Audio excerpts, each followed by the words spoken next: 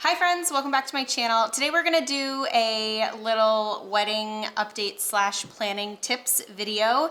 If you haven't already watched my wedding update, then I will link that right here. But I basically wanted to just film a quick video and give you a few tips for planning a small wedding, because I don't know if this is gonna continue to be a thing post this world that we have been living in the past year. But for us, the 25-person wedding is what made sense at the time, and we're actually really excited about it. So I wanted to give you some tips about how to kind of scale everything down and plan a more intimate, kind of smaller gathering. As some of you might be interested in doing that, I highly recommend it because it is way less stressful. It's like actually not stressful at all, which I feel really lucky about. So I'm gonna walk through just 5 simple tips, and if you do have any questions about the planning process or anything like that, you can drop them down in the comments as we're going. And I think we can start with just doing a quick recap of what we're doing for our wedding. All right, so many of you probably already know this, but we decided to scale everything back for our wedding because of COVID back in the fall of last year. And we, instead of doing the 125-person wedding that we were planning on doing, we decided to just do a 25-person wedding. So we are just having our ceremony and a quote-unquote reception with 26 people, I think is the total. And it's gonna be in Maine. It's gonna be really small, intimate, and I'm really excited about it. So I wanted to kind of give you some of the tips that I have learned along the way. I'm doing all of the planning myself, and I feel like I've learned a lot, and also this process has not been stressful at all. So hopefully some of these tips can help you if you are planning a smaller intimate gathering, and it doesn't even have to be wedding, it could just be like a small intimate party. So let's go ahead and get into our tips. All right, so tip number 1 is to do the planning yourself. It might feel overwhelming in the beginning, but if you are planning something, I would say 30 people and under, it's really actually not that much to plan yourself.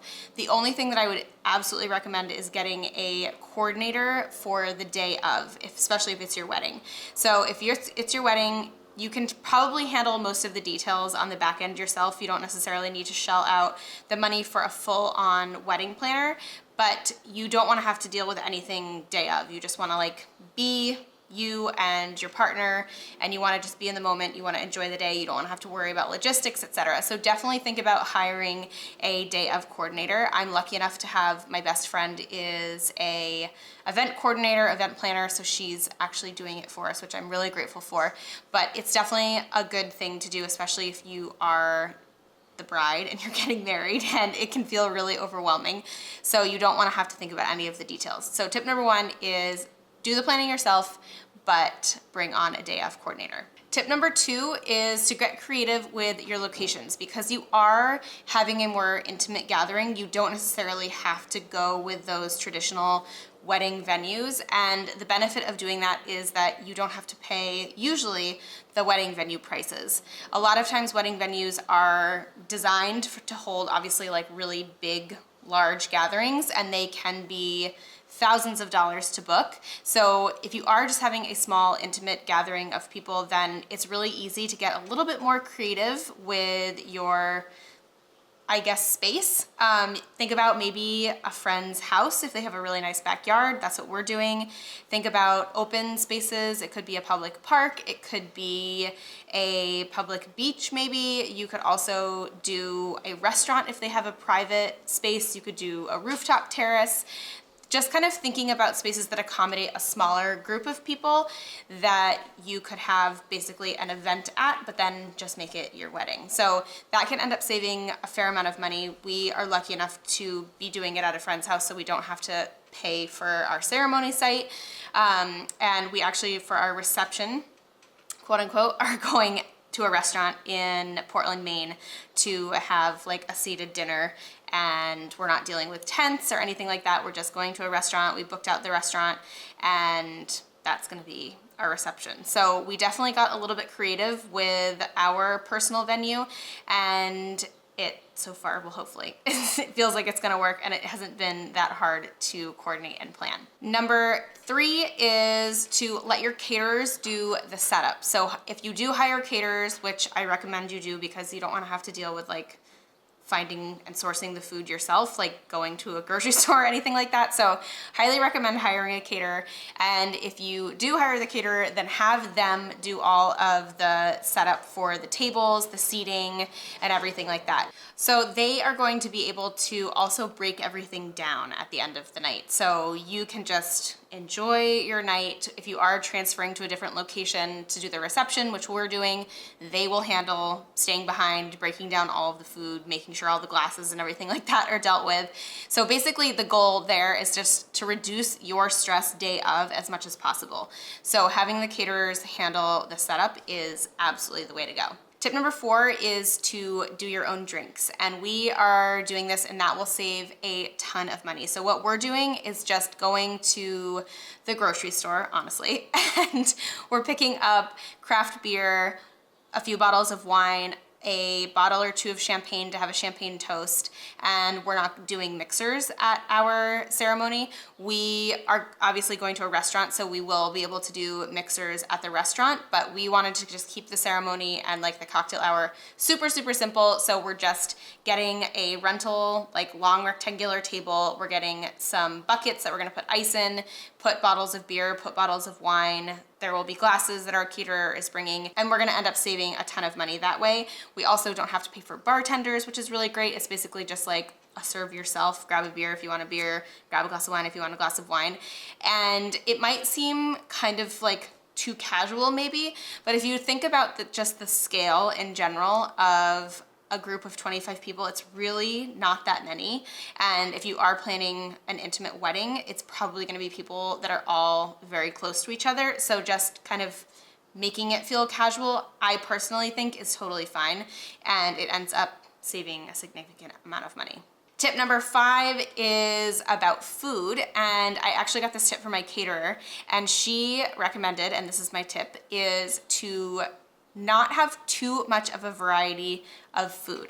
Because you do have a really small group of people, it can feel like you want to get like, let's say 6, 7 different types of past appetizers.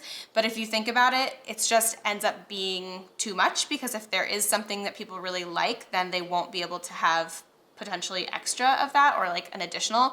That would basically just be like 1 bite of 1 appetizer per person. So you want to make sure that you have no more than maybe 2 or 3 different food options there. So for us, we're doing an oyster bar, we're doing like a stationary hummus veggie dip kind of situation, and then we're just doing 2 or 3 past appetizers for our cocktail hour.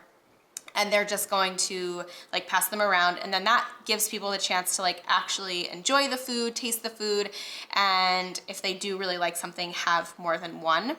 For dinner, we're doing the same thing. It's gonna be a set menu. You basically have 1 or 2 choices of appetizers, you have a salad, like a shared kind of family style salad, and you have 1, 2, maybe 3 options for an entree. So similar to like what you would find at a regular wedding, but we are giving people the option because we're going to a restaurant, but we are keeping choices pretty limited. The other benefit of that is that it's also, again, gonna save you a little bit of money. So if you are on a stricter budget, kind of limiting the variety of food that you have is a great way to keep things under and on budget. So for us, this process has been incredibly rewarding and fun to plan. I really have not felt any stress. We're about 2 months away, and I feel like everything is pretty much done at this point. I kind of just have to do like last minute things with the florist, etc. But everything is pretty much done. We're doing our tastings next week, and I just feel like this is just an exciting like little party that I'm going to, and it just also happens to be my wedding. So my absolute final thing that I just want to share is that I am a fairly type A personality person. So I tend to be very organized, and I like to keep track of things. So what I did is I built out a really large Google spreadsheet, and it's basically like all things wedding.